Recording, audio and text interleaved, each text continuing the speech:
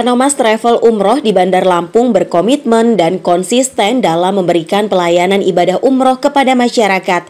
Sebagai info penting, jika travel umroh terbesar di Provinsi Lampung ini ternyata mampu memberangkatkan jamaah umroh sebanyak 4 gelombang dalam 1 bulan. Seperti pada 5 November 2022 lalu, Kanomas kembali memberangkatkan 45 jamaah asal Lampung. Prestasi ini bisa tercapai karena Kanomas selalu konsisten dalam memberikan pelayanan yang menjamin kepastian, keamanan, dan kenyamanan untuk para jamaahnya.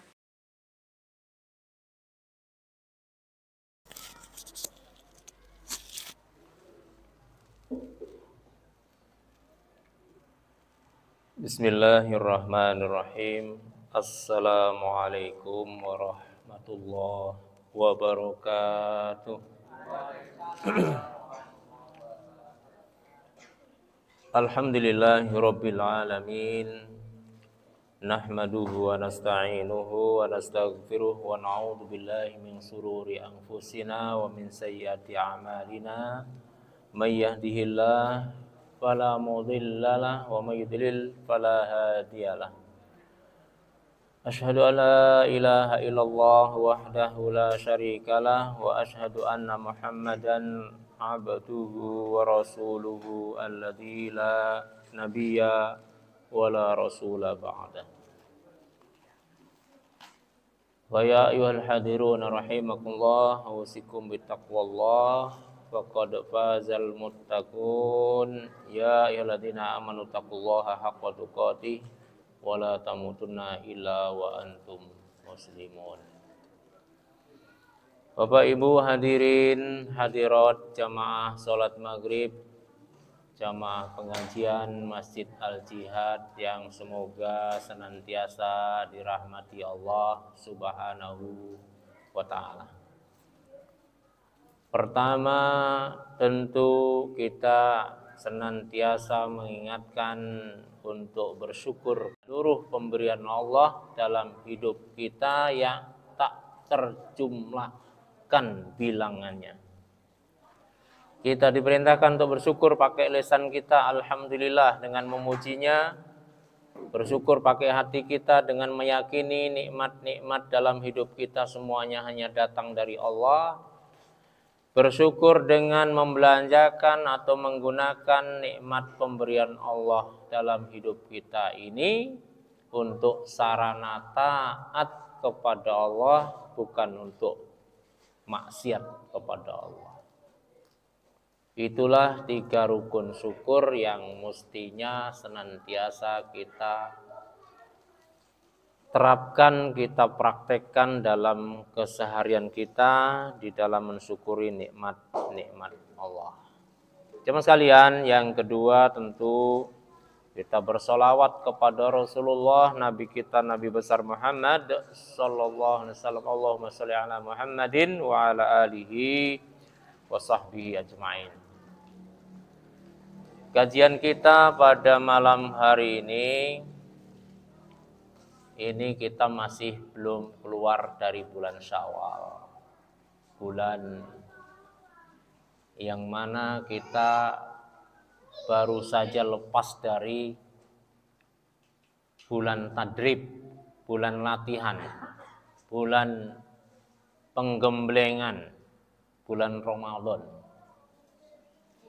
Jadi setelah kita ditutup amalan kita setahun di bulan Sya'ban, amalan hamba itu ditutup, dilaporkan naik ke langit, amalan tahunan kita ditutup, tutup buku catatan amal itu di bulan Sya'ban. Terus di bulan Ramadan itu kita masuk catatan baru, tapi latihan, bentuknya berlatih dan masuk bulan penggemblengan. Latihan, penggemblengan, penempaan, pengasahan, pensucian, pembersihan, pengampunan,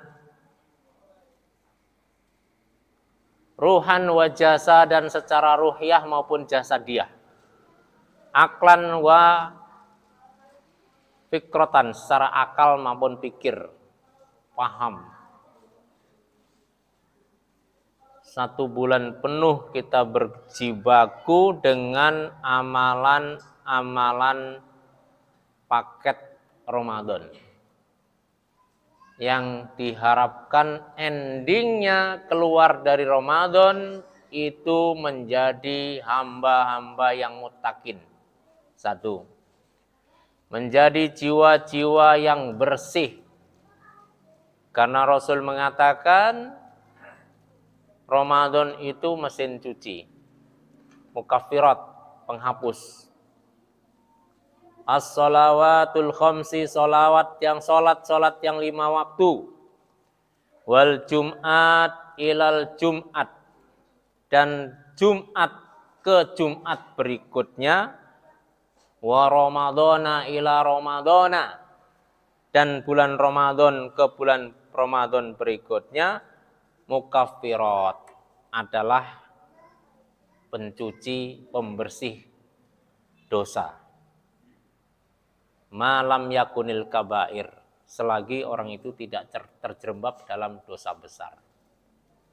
Maka wajar kalau Rasulullah SAW mengatakan siapa yang keluar Ramadan, masuk bulan Ramadan, badannya sehat, tidak ada halangan untuk menunaikan perintah-perintah yang ada dalam paket-paket Ramadan.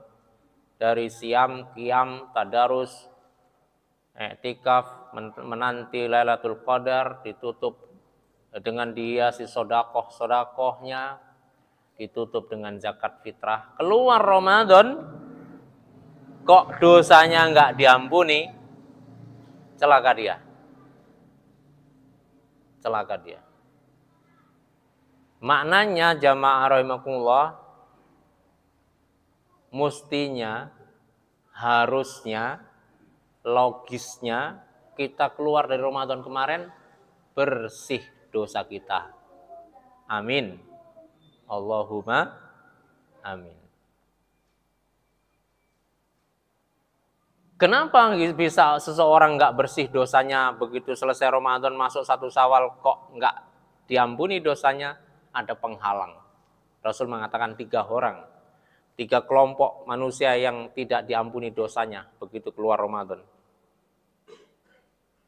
Durhaka kepada orang tua, tidak mau menjalin silaturahmi, dari dulunya bertentangan, dulunya bermusuhan, dulunya bercongkrahan, masuk Ramadan tetap aja bertentangan, bermusuhan. Sampai 1 Syawal nggak mau maaf-maafan. Nggak mau nyambung silaturahmi. Nggak diampuni dia. Nah, ini berkaitan dengan hubungan sesama manusia. Teman sekalian, saya ingin katakan kita telah keluar dari Ramadan. Bulan latihan, bulan pembersihan, bulan penempaan, bulan pengasahan jiwa dan raga, diasah, ditempa. Ibarat golok pisau parang, banyak karat-karat noda-noda, tumpul, berwarna hitam. Bukan hitam-hitam pekat, tapi hitam kemerah-merahan yang tidak lagi halus karena ditumbuhin banyak karat. Lalu diasah selama 1 bulan. Bersih itu, karat-karat rontok. Goloknya menjadi warna putih, mengkilat. Dan bukan hanya bersih, tajam. Menjadi tajam jiwa kita karena diasah dengan benar, diasah dengan baik dalam tempo waktu yang panjang, 1 bulan dengan rangkaian ibadah kita.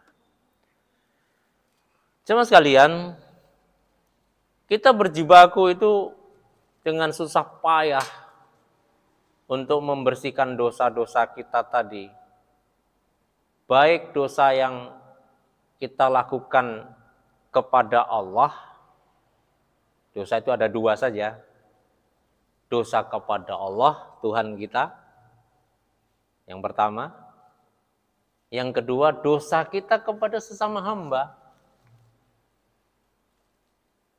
Dosa kita kepada Allah gampang urusannya.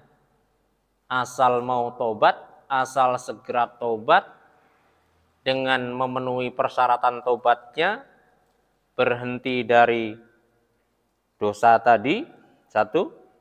Kedua, menyesali dosanya, mengakui kesalahannya, menyesali dosanya. Yang ketiga, mengakui menyatakan atau berjanji tidak akan mengulangi lagi kepada Allah. Ya Allah, saya menyesal. Ya Allah, saya berjanji nggak akan lagi. Yang keempat, hijrah. Pindah. Jangan berkumpul lagi dengan komunitas yang melakukan itu. Kalau koprok misalnya. Jangan ikut nimbrung di dalam lingkaran koprok itu. Loh, sampean ikut nimbrung situ, Mas? Iya. Loh, katanya udah tobat. Iya, Pak, saya sudah nggak main lagi, cuman nimbrung aja di situ. Lah, sama aja, sampai nambah jumlah. Tambah rame aja koproknya. Aslinya cuman orang 5, ketambahan sampean sama kawan sampean satu lagi, kawan sampean satu lagi yang katanya sudah tobat 3 orang itu, tapi tetap hadir juga, jadi 8. Kalau tadinya cuman 18, ketambahan 3 lagi, 21 jadinya. Maka syaratnya hijrah, tinggalkan. Barok, berlepas diri. Biar tambah sedikit, karena ada yang tobat itu berkurang 1, nggak kelihatan yang 1. Tadinya 20 tinggal 19. Sebulan lagi tobat lagi 1, berkurang lagi 1 tinggal 18. Bertobat lagi yang 3 tinggal 15. Nah kan begitu. Nggak tambah rame aja, Bang, kan? Karena yang tobat tetap aja nimbrung.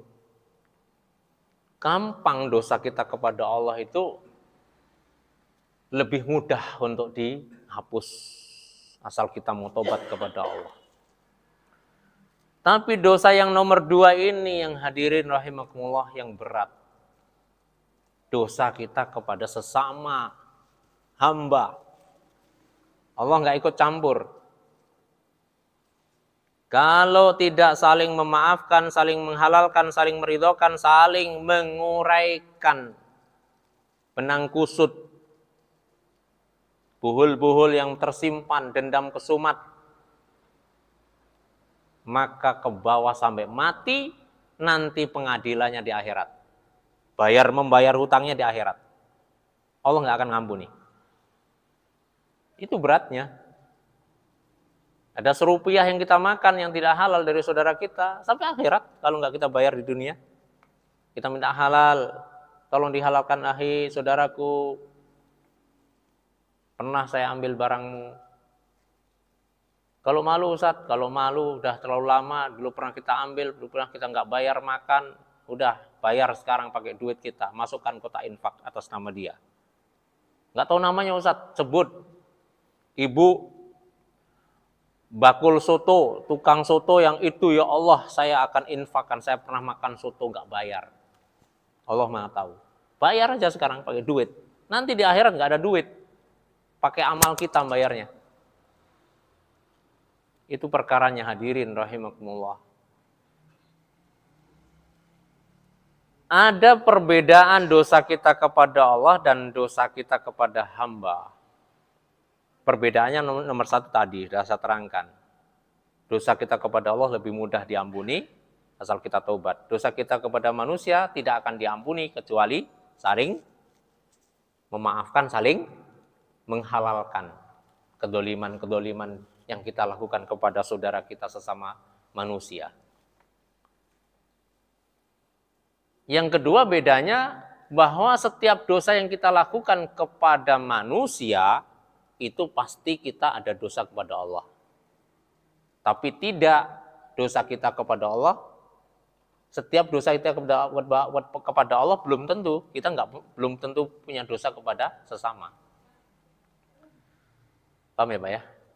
Saya ulangi. Setiap dosa kita kepada sesama hamba, otomatis kita punya dosa kepada Allah. Tapi tidak setiap dosa kita kepada Allah, kita punya dosa kepada. Contoh, biar lebih terang. Saya punya dosa kepada tukang kamera misalnya. Ini nggak tahu nih, saya nggak ada janjian Pak. Saya gibahin dia misalnya. Gibah.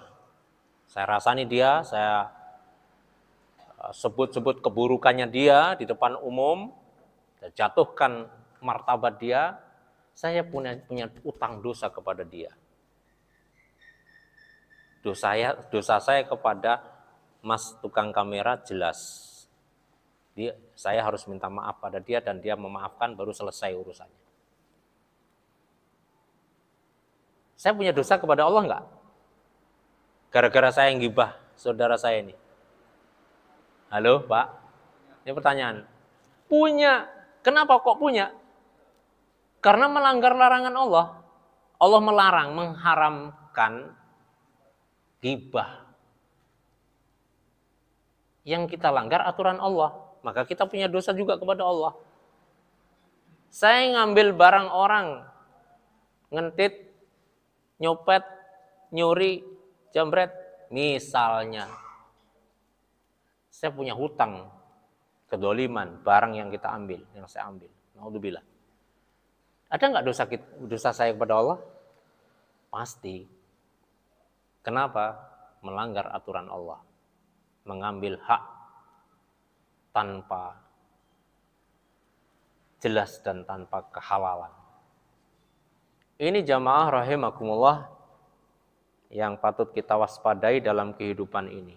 Maka Rasulullah SAW mewanti-wanti tentang dosa sesama ini.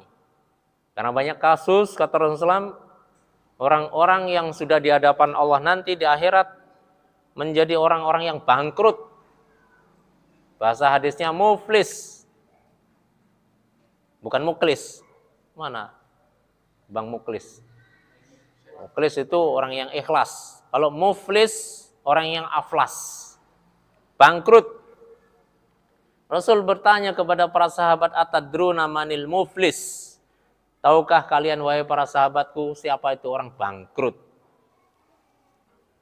Sahabat tentu berpikirnya bangkrut adalah orang yang ya dalam niaganya ya barangnya habis, duitnya habis, masih punya utang pula lagi. Asetnya kejual habis untuk bayar utang nggak cukup. Itu namanya bangkrut total. Apa kata Rasul? Bukan itu yang kumaksud. Muflis di sini, bangkrut di sini. Yang kumaksud bangkrut di sini adalah bangkrut di akhirat nanti, yaitu orang-orang yang datang menghadap Allah, mati menghadap Allah, pulang ke hadapan Allah, meninggalkan dunia ini dengan membawa madzalim, kedoliman banyak, ya, yang kata Rasulullah, satamahada walatomahada wakatamahada wasatamakahada. Dia menempeleng si fulan tanpa alasan jelas, memfitnah si fulan, meninju si fulan, memakan harta si fulan tanpa halal. Lalu nanti di hadapan Allah, orang-orang yang kita dolimi itu mengadu kepada Allah, minta keadilan. Lalu kita dipanggil, betul kamu pernah melakukan si fulan, mukul si fulan ini, memfitnah si fulan ini, ngambil hartanya fulan ini. Tidak ada lagi kedustaan, tidak ada lagi kita mengelak, tidak ada lagi kita berbohong di hadapan Allah. Nanti semua saksi-saksi dihadirkan oleh Allah dan kita tidak bisa lagi mengelak. Hanya bisa mengatakan, iya betul ya Allah, Engkau maha tahu. Hari ini tidak ada duit lagi, bayar. Allah maha adil, hitungan Allah maha cepat, otomatis, nggak pakai kalkulator lagi, langsung tek.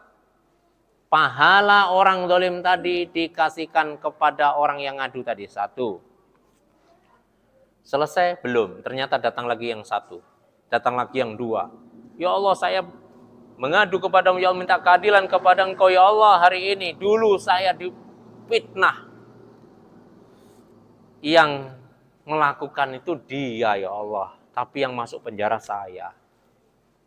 Saya nggak bisa lagi, nggak ada yang membela aku ya Allah. Pengadilannya nggak adil ketika di dunia. Aku minta keadilan di dunia, di akhirat ini ya Allah, di hadapan-Mu. Allah Maha Adil.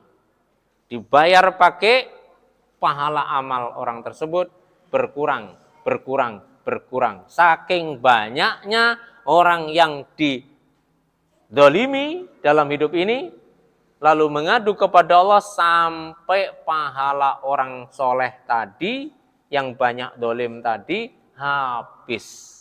Pahala sholatnya habis, pahala puasanya habis, pahala umroh hajinya habis, tapi masih ada saja orang yang datang ngadu.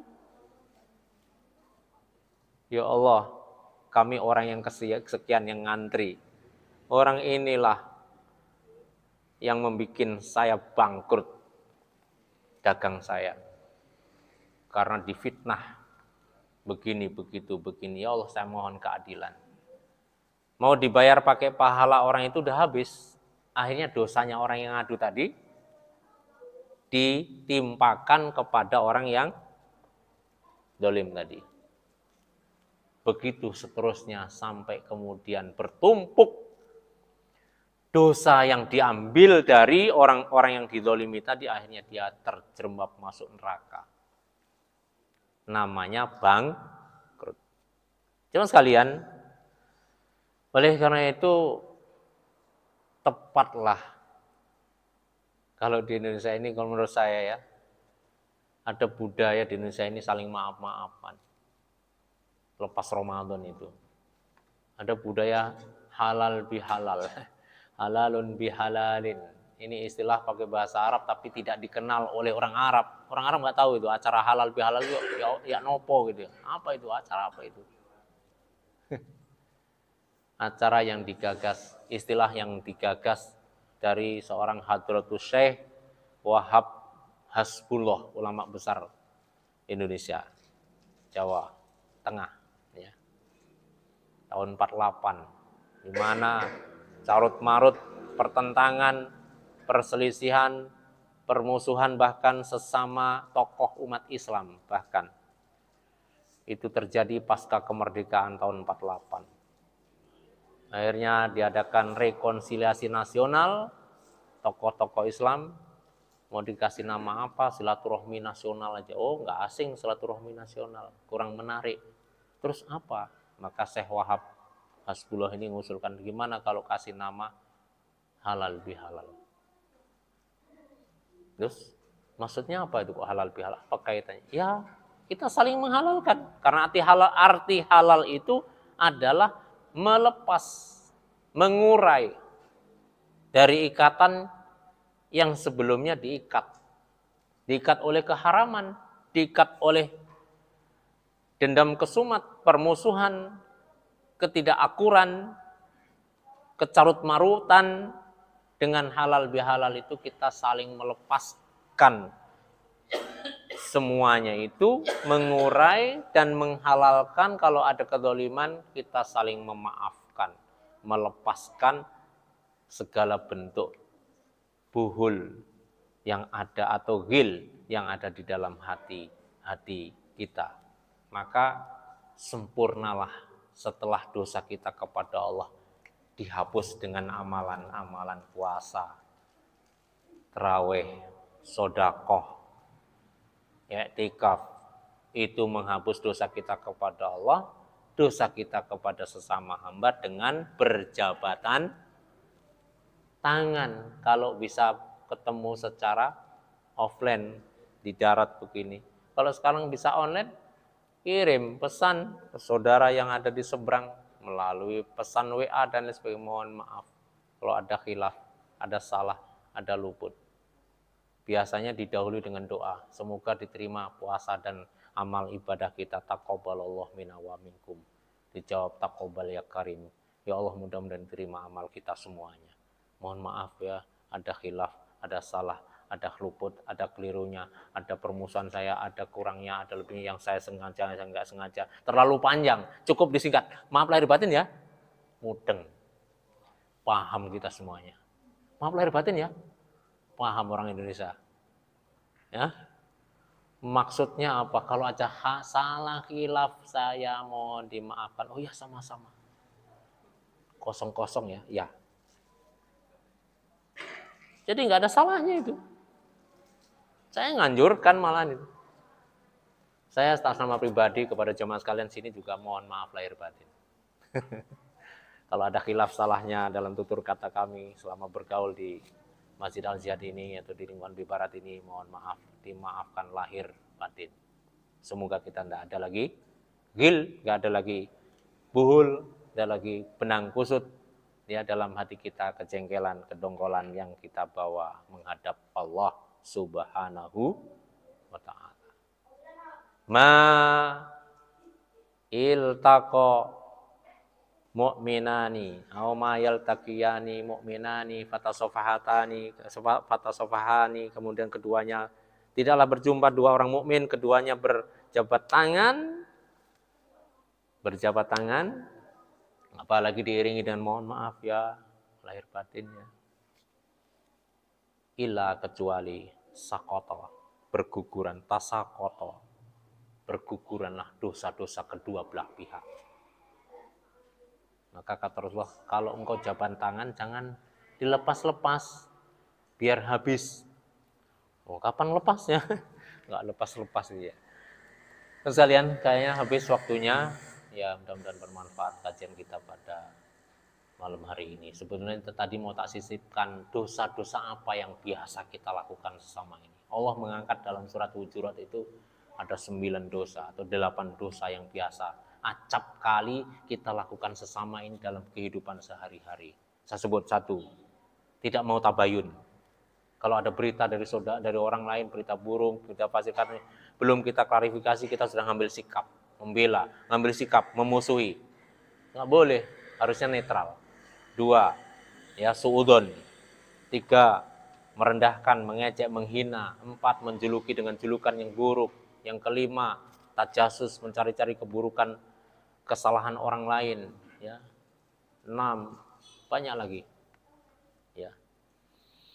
Tidak mau mendamaikan saudara yang berselisih, ya. Dosa gitu. Selisih, ada kawan kita, saudara kita berselisih, damaikan, dipersahabatkan kembali. Demikian, hadanallah wa iyyakum ajmain. Subhanakallahumma rabbana wa bihamdika asyhadu an la ilaha illa anta astaghfiruka wa atubu ilaik. Assalamualaikum warahmatullahi wabarakatuh. Halo guys, jadi kali ini aku dapat skincare facial wash dari Dr. Ferihana Skincare, dan ini adalah facial washnya. Dan selain facial wash, di sini aku juga dapat night cream dan juga ada day cream pastinya. So sebenarnya yang paling keren itu facial washnya, entah kemana dan saya mager ngambilnya, jadi ayo kita lanjutin reviewnya. Skincare for men dari Dr. Ferihana ini ampuh banget buat ngangkat komedo dan bikin kulit jadi lebih bersih, terutama di facial washnya ini. Nah di sini kerennya, jadi di packaging facial washnya itu sudah ada kayak pembersih komedo, jadi kayak sejenis sikat gitu tapi nggak kasar sama sekali. Keren nggak tuh?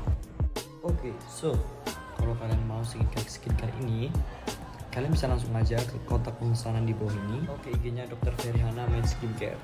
Nggak apa lagi, langsung aja dipesan. Oke.